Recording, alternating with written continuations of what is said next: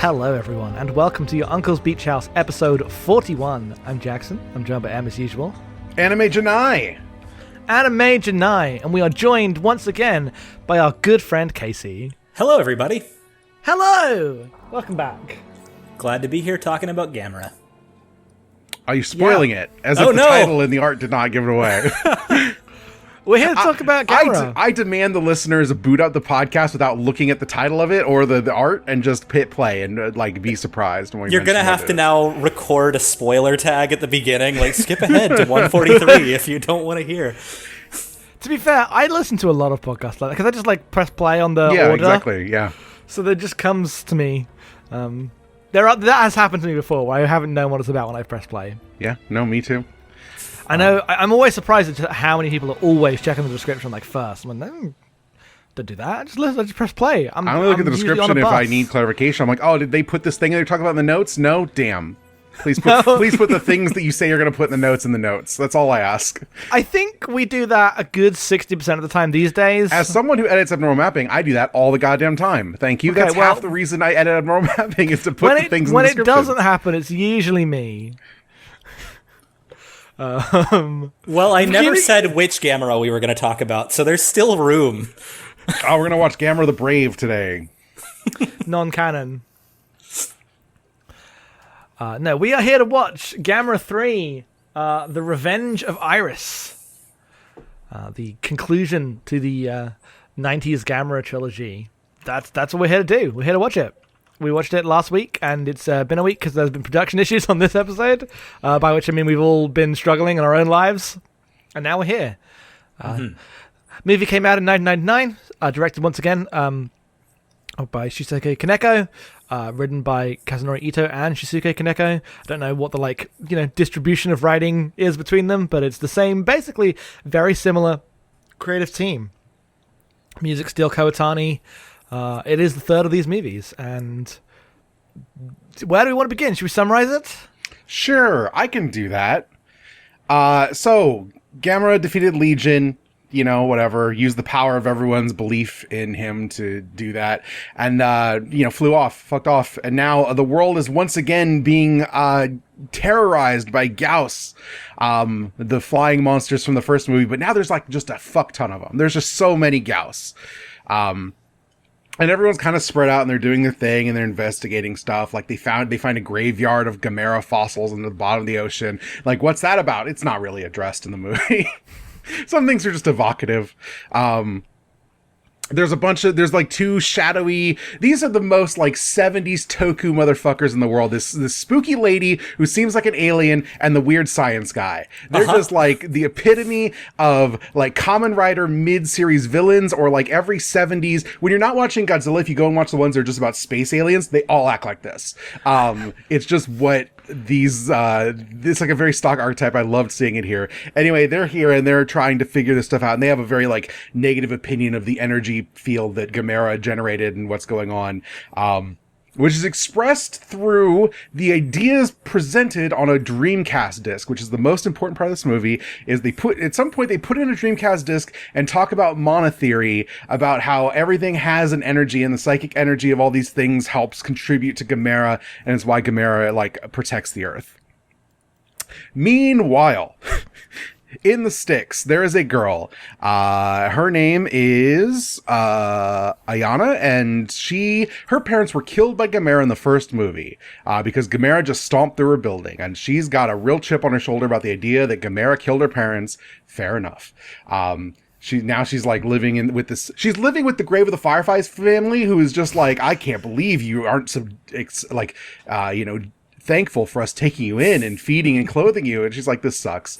And she finds an egg that her not quite boyfriend at school, his family has been protecting for generations because he's living in Tenchi Muyo, but live action. He is literally Tenchi Muyo. He's Tenchi Muyo is going to deal with this sad girl. Well, she is there and messes with it, and it hatches and immediately psychically bonds to her. And this thing, it's implied that it's a genetic variation of Gauss maybe, but it's a cool little snail that psychically bonds with her and takes her hatred of Gamera and morphs into a giant super being. It's just like a Bahamut with tentacles. It's fucking sick, and it's gonna go and fight Gamera, and that's what happens. There's a huge fuck off fight for the back half of the movie.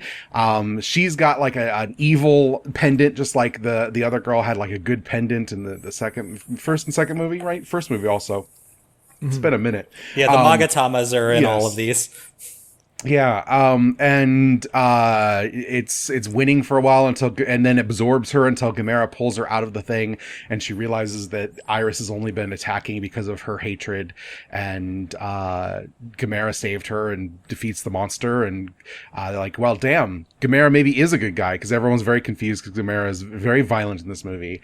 And then all the Gyaos that have been like brewing for the entire film show up en masse to attack Japan, and the Japan Defense Force and Gamera all go, we need to work together, and Gamera roars over the burning city as the title Gamera Infinite, what is it, Ultimate Guardian of the Universe the lands? Absolute Guardian of the Absolute Universe. Guardian of the Universe. That's incredible. And the movie ends. That's it. That's the movie. That's it. Yeah, don't get to see that fight. They did it. They did it. Yeah, also Gamera 1999 specifically. Yes. And as we talk about this film, this is really important to remember the year it comes out is 99, specifically because Shinji Higuchi, in retrospect, the special effects coordinator for the trilogy, future co-director of Shin Godzilla and all that, said that the year 2000 was on everyone in production's minds, and that's part of why this movie is more apocalyptic than usual. No one really knew what the turn of the millennium was going to be, and there was still that sort of superstitious belief that it might bring about disaster. I was convinced that Y2K was going to happen and everything was going to shut down. I was a very scared 14-year-old, I guess. I think my equivalent of this is when they turned the Large Hadron Collider on. Oh yeah, by then I didn't care. I was like, man, if the Earth vaporizes, thank God. But the Y2K stuff is like, it's more substantial, right? Because that was like a real thing. It was not a real to the thing, extent and it was sensationalized. It's weird because it became a joke immediately afterward because nothing happened, but nothing happened because everyone went out of their way to prevent things from happening. Things would have happened. Yeah, like all the computer systems would have failed, at least a lot of them, right? Like they had to reprogram everything and move everything over to new versions ahead of time. Yeah. If there was a new there will be, right? Because I think it's the 2070 because everything starts counting from 1972. There's a point where that clock breaks. Yeah. I know over the 100 years after, there's like a certain number of seconds that people are going to get fucked up over, and it's become even more of a institutional nightmare. But I guess we managed to get through Y2K. When everything works as planned, when everything works as planned, we get to laugh about it later. But it's only with catastrophic failures that we really reflect. So I think that's a good way segue into the start of this movie, though, because it really opens on that very spectacular destruction of an entire city. Kind of like the Legion attack in the last movie, but on a much larger scale. Yeah, the thing that struck me about this movie, like the first half hour or so, is just like really going for a sort of grim, and not like grim dark, but a grim realization of the people on the ground during kaiju attacks are just fucked. Like it's just bad, and it's instant how bad it is. And it's like like you see the bit where is it Gamera that falls from the sky or one of the Gyaos? But there's just like one of the Gyaos. It's like an asteroid falling to Earth. There's nothing you can do. You see it, and you know it's happening, and you just have to stand there and get vaporized. Yep. Yeah, it's kaiju as pure natural disasters, which is a theme that both Kaneko and Higuchi are going to kind of ride for the rest of their careers in this industry. Yeah. That stuff's really good. I thought it was really affecting. Gamera is definitely like a more nebulous, like every movie's ended with, what if Gamera just decides that humans are the problem with the Earth and wipes us all out? And this movie definitely operates from the place where Gamera is a more like to humanity a morally neutral actor. Like Gamera will fight the Gyaos, but that doesn't mean that Gamera is like protecting people necessarily. Especially like as we get into the stuff with what's her face? Why can I never Ayana's like family getting destroyed in the aftermath of the first movie? Like let's rewrite this, and like no, Gamera's just stomping through buildings, and those buildings were not empty. There were people in there. That stuff's just really good because like she's hanging out at the school and like the kids are like, Gamera's a friend to all children. She's like, no, Gamera killed my parents. Shut the fuck up.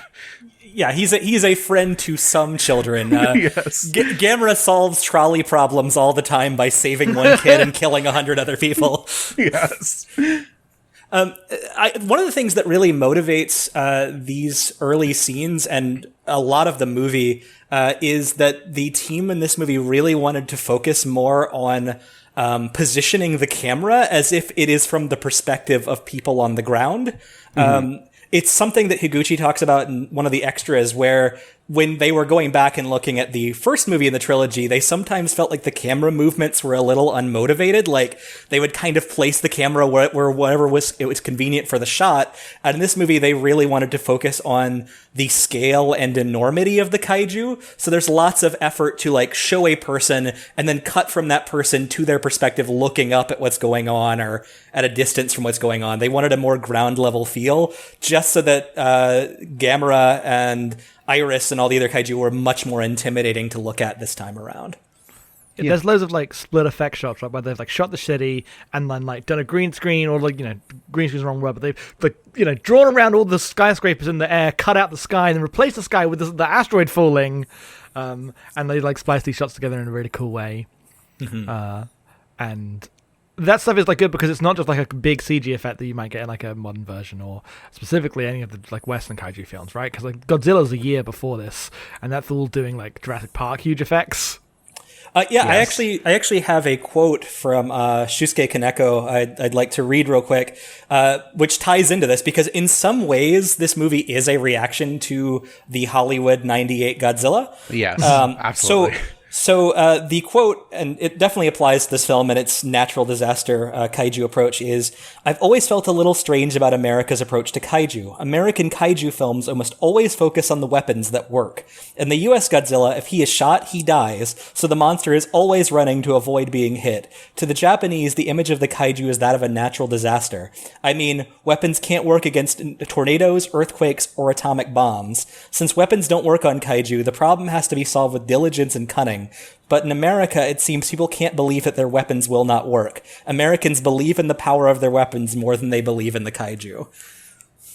So, while I agree that the movie does represent that, I think it is interesting. In the second movie, there was the whole thing where they're going into the sewer system, or sorry, the subway, and they go, "Oh, we need the military because we're just cops and we don't have guns. We can't handle this." This movie like opens with like an army in the forest that is just kitted out with fucking guns. Like the normalization of military force as like a reaction to kaiju is like an increasing metric throughout all three of these movies in a way that I think is like really interesting. Like they immediately break out the guns this time. Yes. Although it's also funny that in all three movies, the military can never initially decide whether or not Gamera is on their side, and they will inevitably shoot Gamera at least once. No matter how many times Gamera saves the Earth. Yeah. And specifically, like, that stuff is, like, inverted with Osako's whole thing, who, like, started out as... like like the cop, and now he's just like a homeless person living on the street, like he's just drinking, which is good. Yes, his scenes are great. He's just chilling. The like office lady comes up to him and is like, "Hey, do you want to be part of my creepy plan?" He's like, "No, I'm trying to chill. I just want to drink. Society has failed me. I just don't want to see any more Gauss. That's all." And then Gauss like falls on his head, and he's like, "Ah, shit." So yeah, I wanted to talk about that creepy lady real quick, just because Yes. I did not realize when she was introduced that they were being literal, that she was the government's fortune teller. Yes, yeah, no, absolutely. She's like the weird intersection of like we've got if there's monsters, we might as well like get a psychic. Yeah, I thought she was just like a data analyst or something. No, she is a psychic that they just hire to do things. And like when they cut to news footage, which they do occasionally in this movie, it is like written in a very deliberate way. It doesn't sound like, the first round of news footage that you get in most disaster movies. This is very consciously trying to say, what would it be like in a world where Gamera has happened twice, and this is constantly going on, and everyone's talking about it, everyone knows about it, and everyone's discussing it, and it's been like normalized in a way that is like, yeah, of course they just hire a psychic. Why wouldn't they? It'd be stupid not to. And actually, that's an explicit reason that the creative team gives in this movie for why they upped the scale of like how disastrous everything is because in a world where kaiju are normalized in this way, it's not as impressive just to have them show up anymore. You have to escalate the destructive scale of everything to still get that wow factor. Yeah. You also get the thing where she's like, I will be able to, utilize Iris. It was meant to be me. I have the bloodline of the ancient, like the precursor race that controls the monsters. Does not really work. Yeah, there's a lot more of the Atlantean origins of Gamera in this one. And I believe we are to understand that the all of the skeletons of the Gamera underwater were like beta tested prototypes that led to the one we have. That's my old console closet right there at the bottom of the ocean. Now I've got a Dreamcast. Everything's fine. Turn of the millennium and Dreamcast is here. Yeah, right, exactly. Sonic Adventure's come out. It's great. So the Dreamcast scene is amazing. It's incredible. They just get the software, like, we'll load it up and we'll go through it. The thing is, that software is indistinguishable from some of the, like, more interesting, like, experimental games of the era. Like, I'm like, oh, this is just, like, adjacent to Seaman. This is not that weird on the spectrum of Dreamcast games that people remember. I do love that the film posits, though, that, like, at this stage, games can be anything. We can use them just to analyze disaster data. This is the future of gaming. Yep. The Dreamcast will just read burned discs also, because it's very easy to pirate Dreamcast games, because they built that console not realizing that everyone would have a CD writer in their house very soon.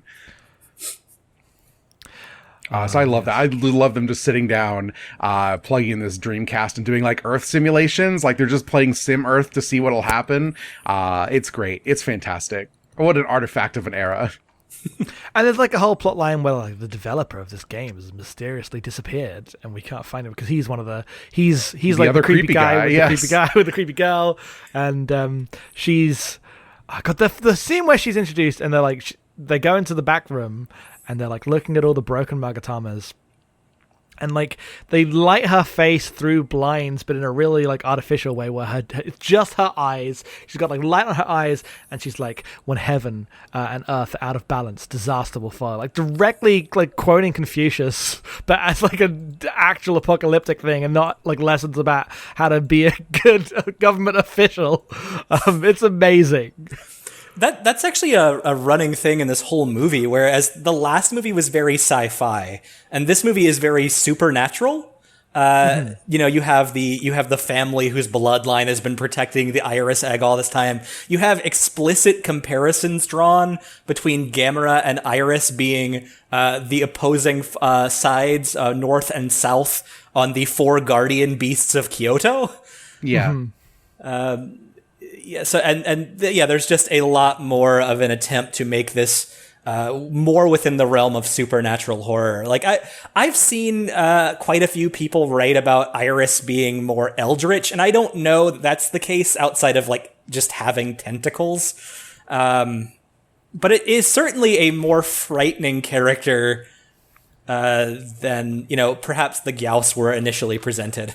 I guess I don't know what eldritch mean. Like I know what it means as a word, but I don't know like what cultural connotations are being invoked by saying it specifically eldritch. Like, do you mean like it's really Lovecraftian, which I don't think it is. Yeah, I feel like it is weirder and unknowable. The part where it's got tentacles, and the part where it is about like ancient gods, I feel like is like a projection of like, I don't think the movie's going for. I could see how a Western audience being like, this is the thing it's closest to. But my thing, I was watching this, I'm like, that thing's Valfor from Final Fantasy X. That's just Valfor. They just stole this design for Final Fantasy X. They really did. Yeah, it's I mean, I guess we can get into Iris itself, because it's a really impressive design.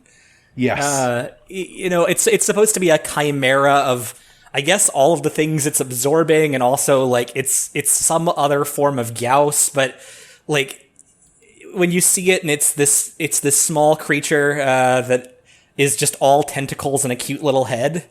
And also if you watch the Blu-rays that Arrow put out, there is some amazing footage of Ai Maeda, who plays the girl who is connected to it. Also, Ai Maeda later goes on to be the voice of Kino in Kino's Journey. That's really her main guess, notable role in the West. Nice. But there's lots of footage of her interacting with a hand puppet of the head.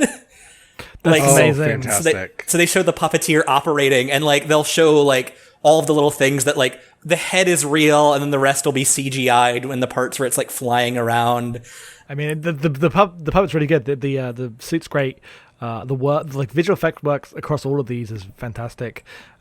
You can like feel CG starting to encroach on the way the like design of the movies works in a way that is, I think, really interesting and good for this movie. If they had like made a fourth one in 2002, I feel like the whole thing might have collapsed. So while I like the small, like the snail Iris, and I really like the big one when it becomes a suit, I think the like CG stuff is like maybe to me the weakest part of the movie. The mid period, we're just kind of flying around. I just didn't vibe with it. That's not what I'm looking for out of this era of movie. And I think you're right. It'd be much worse if it was 2002. But like, I feel like the beginning and end of this movie is much stronger in terms of like a kaiju action film than the middle part, where I think the CG just is too much for me. There's barely any kaiju action. Like the kaiju action is the Tokyo attack and then the Kyoto stuff with the train station. Yeah, and the Kyoto stuff is specifically character driven. It's not like a cool fight in the same way. Yeah, there's not really a like action climax. I mean, there is. It happens after the credits. Like, he's gonna go fight all those gals. You don't get to see that. Also about Iris, apparently, this is from a Heisei Gamera Perfection book, one of the hobby books. But Iris is based on this Magic the Gathering card I'm sending called a Blinking Spirit. Oh, I can totally see that. Wow, yeah, I see that. Oh, yeah. That's most evident in that shot where it flies in front of the moon. Yes. One of the I know that I completely understand the how the 1999 early days of CGI and Japanese cinema stuff has kind of aged. I've seen one justification, which is that they kind of realized once they had assembled this really impressive looking Iris costume that it was a lot heavier than they thought it was going to be. Yeah, I bet. And so they wanted to do some CGI because their initial image of it was sort of this graceful, stealthy thing. And so they realized, like, okay, we're going to have to figure out another way to show it moving around. Otherwise, it's just going to look too heavy and lumbering, especially in like wide shots. So I think they attempted on their $11 million budget to do the most impressive stuff they could with the technology they had at the time. And perhaps it hasn't, aged as gracefully as some of the suit work, but there definitely was an attempt made, at least, to just give the impression that it is a fast moving thing when the realities of putting over 60 pounds of costume on somebody doesn't quite work that way. Yeah, for me, this movie generally, like, its approach to action being, like, more CG heavy, but also, like, going for something darker, to me, almost presages the next decade of, like, Japanese gore cinema in a way that I found really interesting. Like, I looked at this and I was like, I see where, like, Ichi the Killer comes from out of a movie like this. And that goes all the way down to, like, Machine Gun Girl and, like, absolute trash that, like, littered DVD bins if you were into, like, schlock cinema in, like, the late aughts. I watched a bunch of it. It's all fucking terrible. But, like, I look at that, I'm like, I see the direct line of, like, how this stuff gets made out of what we can do with special effects to augment our practical effects to make something that's, like, more, like, not cartoony, but like more ludicrous in its presentation in a way that's like really interesting to me, just seeing it like come out of a movie like this. Because I don't feel that way about Legion in the same way. I think you're onto something there, because Daiei as a studio does not last too many more years after this movie.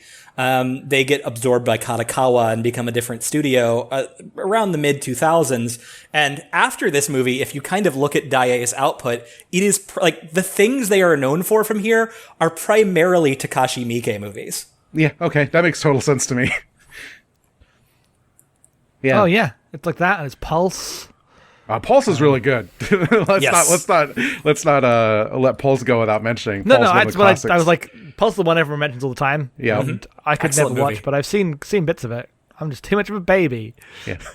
That one is genuinely scary. Like, I don't know it's like a really good. Yeah, it's really scary. It's a good movie. if you can't handle horror movies, I don't think I'd recommend that one to you. No, I've like read a summary. I've seen clips. It's it's as close as I can get to touching. But yeah, I mean, the thing for me with the effects is I love this era of these kind of movies where like the opening title card is like 6 different CG flame effects and 3 titles and like lens flare, and I'm like, this is great. This is like leading directly up to when Battle Royale begins with a giant CG BR spinning 6 times for no reason. Like, we've got computers, let's go. Yeah, no, that's fair. You're not wrong. I like all this stuff is definitely like of a moment. It's just interesting to see it here, like in its like nascent form as like the 3rd movie of a trilogy, where the other 2 movies were not this thing. Like, I feel like this is a tonal shift, and all 3 movies are like relatively different in ways that are really interesting. Like, they did not make the same movie 3 times when they very easily could. Kazunori Ito and Shusuke Kaneko refer to the first movie as a compromise with Daiei, where it's like we're like they've kind of said that the 3rd movie is a little more the direction they'd wanted to go all along, but they would meet halfway into like what the cultural expectation of Gamera is versus where they wanted it to go. Yeah, that makes sense to me. The first movie does have way more like hero to children stuff. Yeah. In a way that this is far more, abstract natural disaster. Sometimes it hits Tokyo, kills 20 million people.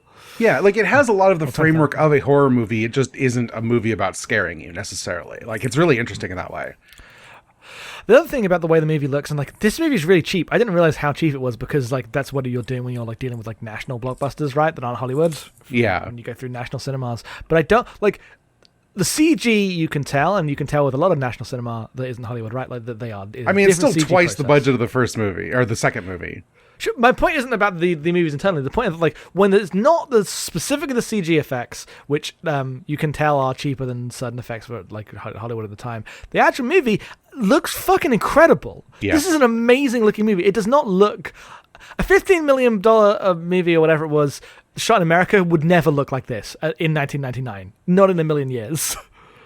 And this is just like a fantastic looking movie. They are able to like, there's I don't know how many sets there are, but it feels like they're shooting on location a lot, especially for the like stuff in the like rural town, right? Specifically, the thing that's really impressive to me is the final act, like the final scenes of the movie take place in a enormous train station with like an overarching ceiling that the kaiju are in, and the humans are both interacting with it as it collapses around them, which is like 2 radically different scales that have to be composited together, and like you have to match the miniatures to the like debris that the humans are dodging, and it just all works really seamlessly. Like that stuff's incredibly well done. That's a 1/20th scale recreation of the Kyoto train station. Incredible. It is the largest miniature Daiei ever built for a film. Yeah. I bet, because it's huge. And there's like amazing showy off shots where they're like pan from the kaiju to the building, but then the building they've composited in like an actual shot of them running through one of the like the tunnels from one side of the train station to the other, but it's a glass tunnel so you can see them inside it, and it's like, wow, this is like a really thought out final set piece in a very different style to the other movies, which all had far more like traditional Gamera fights the other kaiju endings. This is all focused on like the human scale action in relation to the kaijus fighting behind them. Yeah, they had remarked upon too, some people had sort of asked them later, like, why was that final battle between Gamera and Iris in that enclosed location? And they just said, like, they tried the wide versions and it wasn't really working for them. They felt the emotionality of the fight would be much clearer if you could just zoom in on the human drama and them in this small space, and it would just look more impressive overall for what they were trying to achieve in this movie. Just on the topic of how impressive things look, oh my god, the Kyoto City set in the monsoon is incredible looking. And there's that amazing shot, like the transitions talking about the CG flames and things of the Gamera profile going into the Iris profile with like a flame wipe into the Ayana profile as she's drenched in the monsoon rain glaring at Gamera. it's so anime and it works wonderfully. Yes, that's the digital effects I think are really strong. Like that's a thing that you wouldn't do outside of an era where you could just really mess with that stuff. Also, anytime you're willing to just put rain around like scale models, I am always impressed because it's incredibly hard to do. Water does not scale. You have to really work to sell it. Mm-hmm. Also, they deliberately in the rain scenes tried to avoid Gamera being shown front on because Higuchi said that they realized that if they held that shot for too long, like the water would pool up in Gamera's mouth and pour out, and it would look like he was just drooling on both sides. So they said he looked much more fearsome in profile, which is why there's so many side shots. Yes. It's funny because Gamera's a character that, like, I feel like is hard to do menacingly. Like, you know, he's a big turtle that spins through the sky. But they do manage well with the reframing and, like, the attitude that they give him in this movie to definitely sell it as, like, a more convincing, like, not menace, but nebulous actor in the world. Mm-hmm. There are, like, bodies being strewn about in the Tokyo attack. Yeah. You know, just an impact will land and like 20 people just go flying. It's pretty good. It's pretty sick. A scene that really caught me by surprise the first time I watched this movie was one of the earlier scenes where Iris gets out and starts absorbing human bodies and kills Ayana's fast foster family. And for whatever reason, Iris has laid out the body of the foster brother, but it laid it out in a way that like he does the swing down thing that like Michael Myers and Jason Voorhees victims do. Yes. And it's just this like green drained body. It's really dreadful looking, in a way that I wasn't really expecting from this kind of movie. Iris is exacting her revenge, but by setting up weird haunted house traps for her to discover. Well, there's even that one scene where like it cuts to two characters we've never seen before, who are the most like horror movie stock characters going to like fuck in the woods. Yes. Oh, they literally frame this like I was watching this yesterday. I was like, oh, this is like where Jason Voorhees shows up. Like the way she like is like walking back in the woods, like, come on, we're gonna fuck around, is just the like cha cha cha. Right, yeah. But then like the POV shot where he actually gets killed is like a weird spinning shot, like it goes on for ages. It's very funny. It's very goofy. I feel like they lean into a lot of the like silliness of this like weird serial killer Iris plot for the middle of it. Yeah. Yeah, they're just swinging in every direction they can with this one because they know it's the end. That sounds really good because you get this creature that clearly is like menacing, but also you understand why she would just think of it as a pet because it's cute. It's cute. It's a cute little thing. And then as it's like evolving and growing bigger, it goes through these stages that are like ethereal and like interestingly like suggestively weird. Like the mid period where it's a giant floating tentacle thing feels like an alien. It feels like she's engaging with something that is totally out of this world in a way that's like interesting and good. Something I love about the final suit too, in that same vein, is I really like that the coloration on it kind of makes it look like a heroic character, and yes. I wonder how much of that is sort of Ayana's interpretation mentally of that she and Iris are the heroes of this situation and they're going to deal with Gamera, because it's got kind of like this Ultraman Sentai hero coloration, yes. And it's wearing a mask that kind of has the Ultraman colors, and I'm wondering how much of that was like just a visual intent of like, you know, it's sort of hiding its more wicked intentions from Ayana at least. Because it has like, to me it's like, it's definitely got the Ultraman thing. It like evokes like Bahamut or whatever, like Final Fantasy 7s that are always like like generally a good thing in the games they're represented in. But it also has like those corpse lights that feel dangerous because it like evokes like undersea creatures and like there's nothing good about a thing with lights on its body. That's always a bad sign. But the combination is just like good and unsettling. Mm-hmm.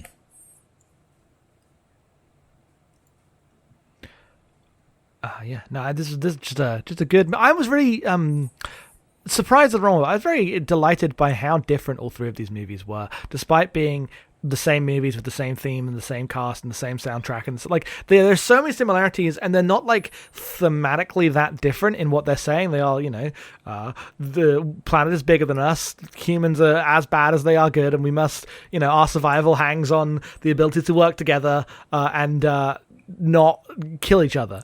Very basic like stuff, but the way that they all approach the like genre of it has been really different. Like the second movie, it's probably my favorite, but not because I think it's necessarily better, but because this is the kind of cliche person I am. I love the like this movie barely has a protagonist. It is about the like infrastructural response to disaster and the build up of that. That's like the disaster movie genre stuff that like is like catnip to me. But in this movie, far more all about the like individual people involved with it. They're like supernatural bonds. The monsters represent both like abstract like forces in the world, but also literal emotional forces in the characters that we see on screen.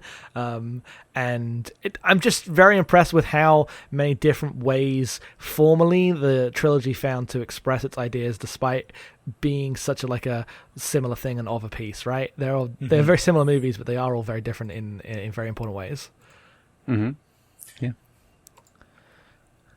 And just to comment too, the production team, many of the people in the production team sort of remark, because we talked earlier about kind of the state of the film industry in the post-2000s, most of them viewed this movie and this trilogy as perhaps their last chance to do the kaiju film in a traditional way. They really didn't know where special effects were going to go. They didn't know where the industry was going to move. So they kind of see this movie as like a last hurrah.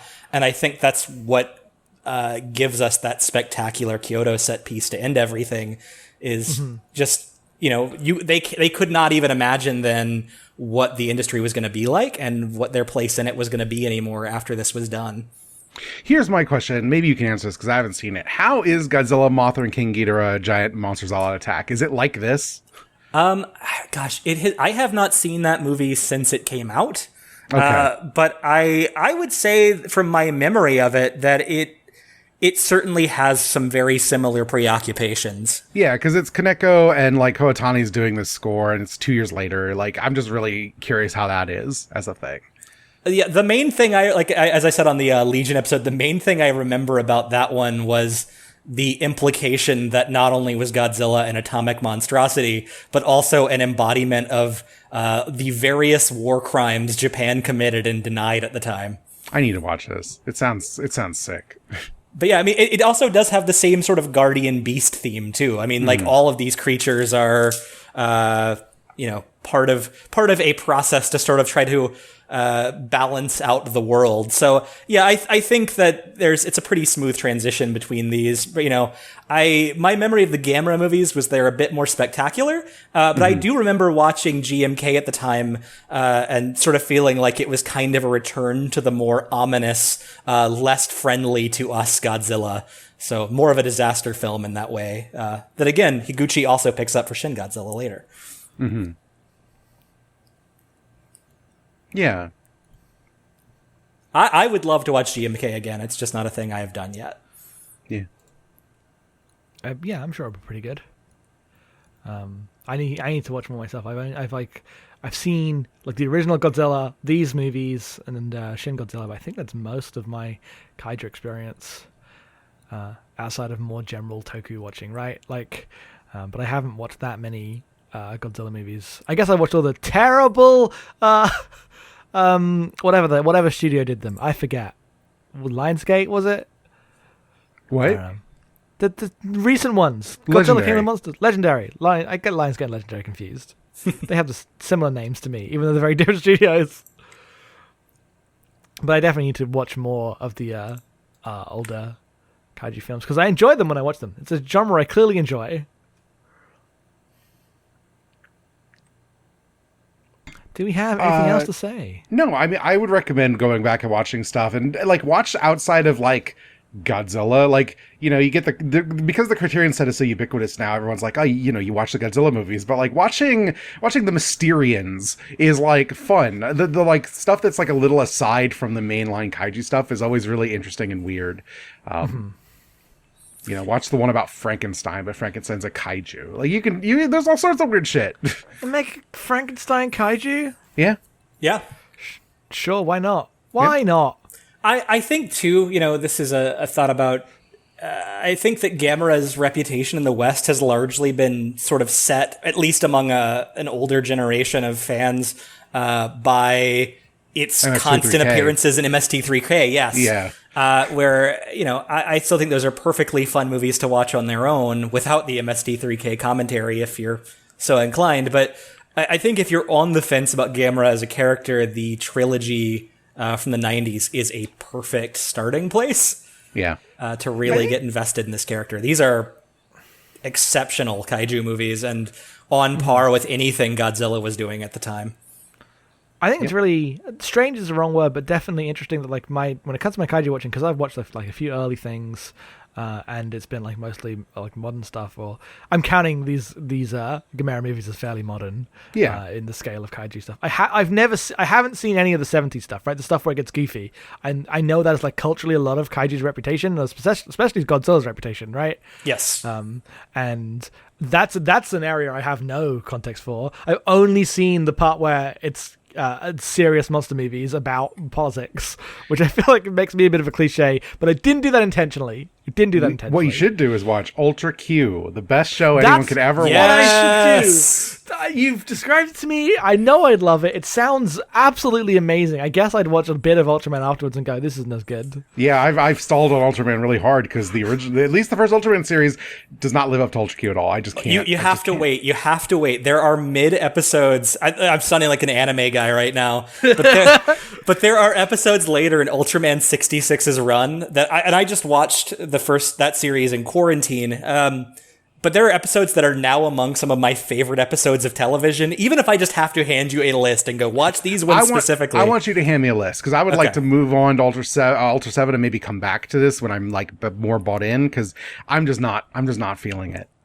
66 takes some really interesting big swings later on, and there are also just some episodes that are very, very gorgeously shot, considering the time and budget they must have had. So I'm definitely going to just send you a recommended list of episodes to hit. The problem with them swinging for we're going to make Ultraman. It's not like a badly made show. It's just up against Ultra Q, which is on film in black and white and like one of the most gorgeous shows I've ever seen. It's hard to compete. And also it's about like weird investigators coming up against kaiju mysteries every week. Yeah, and not about like a science team that's like for kids. It's not a hero show in the same way. I don't know. It's just like personal taste. Look, just you wait until you hit the episode where they all feel guilty about what they've done and hold Buddhist funeral rites for the monsters they have fought so far. Like, all right, yeah, no, I'm here for this. Yeah. Good, because my main problem with Ultraman watching, I'm like, because I watched that, I watched a little bit of Zeto, because that was airing like at the same time, is Ultraman is a super cop. He goes around and he just like big game hunts monsters that are just trying to live their lives. And the show, as far as I've watched, was never about how Ultraman sucks, like as a function of like people protecting the status quo to me. Okay, so the beacon of hope. No, that material is in the first series, and I'm like I said, it's fine. I'm gonna get you the episodes. Give me a list, and I'll watch them because I got the Blu-ray. That doesn't surprise me, because it's like, I assume it's similar to like robot stuff where everyone's like, in Gundam, it's really subverted the heroic expectations of robots. And you look at like the opening of Mazinger Z and he's standing amongst a burning city. Like, I'm fairly sure this was there the whole time. Yeah. Yeah, they're aware of what they're making. Before we cut it off, I just want to say there is one scene in this I really love, and that is that Gamera gets to do the Evil Dead 2 blow your own hand off scene. He does get to do that, yes. And it's fucking sick. And then inexplicably makes a fist of fire. Who cares? It's awesome. Don't worry about it. He reabsorbs his own flame projected at him back from Iris, who's absorbed the flame breath. Yeah, a fist. That's true. A fist made of pure mana energy. It's spectacular. The explosion after is really great. Watch the special features where they ask Shinji Higuchi, like, what were your favorite explosions in the series? Because he gladly rattles them off. That's a great question. So I'm going to ask that of every special effects director I meet, which is none. But if anyone else is interviewing them, please ask them that. This whole trilogy is great, and absolutely worth watching. That Arrow set. I haven't watched Gamera the Brave, but it's worth it for these 3 movies alone. So yeah, it's good. I guess that's it. Next time we're going to be watching the second half of Scooby-Doo Mystery Inc. That'll be in like a week because we're recording this. It'll come out Friday, and we're recording the next one the day after. So yeah, it's like episodes 14 to 26 or whatever. So look forward to that. I'm already like halfway through it, so we're gonna have a lot to talk about. That show's goofy. I'm excited. I'm excited. After that, we're watching the first half of Kamen Rider O's, like the first 28 episodes. So look forward to that. And then there's an anime after that, right, Jackson? Yes, there is. I've promised this person in the DMs not to forget. Okay, yeah, yes, it's that mecha anime. What's it called? Give me a second. You know what? I don't even have to stall. I can edit this out. No, I'm editing this. Oh no, you're editing this. Yeah, right. I think it's Granbelm, but I don't want to commit. I think it's Granville. I'm yeah, fairly I think it's sure. Granbelm. Anyway, that's what we're doing. Do you want to check and put that in and cut all this shit out? I'm putting it in. What the Granbell? I was right. I remember the thing. So that's our schedule for the next bit going forward. We have a new SOS coming out, which is like part of Beach House because someone's paying for it. Please check that out on abnormalmapping.com. But plugs time. Casey, where can people find you? You can follow me on Twitter at Manovsky Article, where, among other things, I will probably keep digging up facts about Gamera movies from old magazines and posting them. Also, I recommend that you listen to The Great Gundam Project, which our esteemed hosts are doing right now. You can get it for $1 on Patreon. And I plug this because they're covering two of my favorite mecha shows, Turn A Gundam and The Big O right now. So check that out if you're interested. They're both pretty good. I assume everyone's following you on Twitter, and if they don't, they should, because even before we were friends, you were just like an account that constantly gave me good things to read and watch. I appreciate that. One of the realest, like, I guess it's not an aesthetic account necessarily, but the vibes of an aesthetic account with like a real person behind it who is cool. Yeah, I'm just posting whatever I'm interested in at the time, and I like have completely killed the content brain in my heart. So, yeah, just come enjoy and vibe with me, and we'll both find cool stuff to read together. Yeah. Jackson, plugs. You can find me at Headfuls Off on Twitter.com. You can find the podcast that me and Em do at abnormalmapping.com. Go listen to them. There's very good ones over there. You can find me on Twitter at em_being. As Casey said, you can support all the podcasts at patreon.com/abnormalmapping. For $5 a month, you get Blockbusters, where me and Jackson once a month talk about a Hollywood film and break it down. We're doing True Lies. That'll be out in probably a week or so. So look forward to that. I'm really excited to revisit that movie. I'm on a new podcast that I don't think I talked about last. Maybe I did. Called Gotham City Limits, which you can find at exportaud.io/Batman, where me and my friend Autumn talk about Batman the Animated Series and other Batman media. There's an episode on Batman 89 coming out very soon. If you subscribe to the Export Audio Patreon, you already have it because we already did it. But check that out. We watched Batman 89. That's a fucking weird movie too. But that's everything. We'll be back in a week.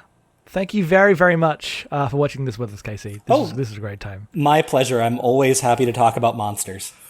Yeah. All right. Thanks for listening. We'll see you next time with some Scooby-Doo. Goodbye. Bye. Bye.